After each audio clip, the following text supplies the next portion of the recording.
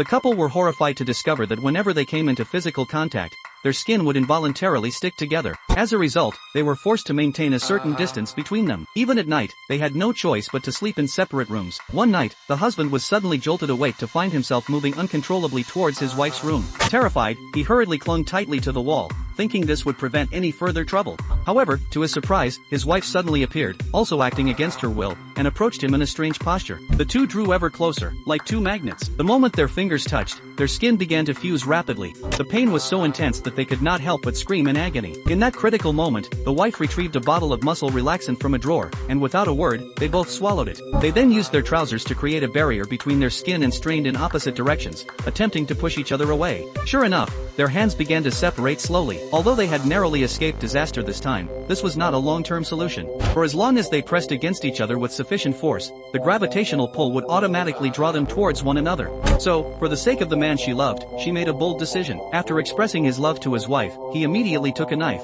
preparing to end his own life. Unexpectedly, his wife stopped him on the spot, for she had already acted before her husband could, and to save his wife's life, the man voluntarily fused with her arm, sending his own blood to her, and thus succeeded in bringing her back to life. After some discussion, the two lovers decided to fuse together completely from that day forward, becoming a symbiotic entity where you are in me, and I am in you.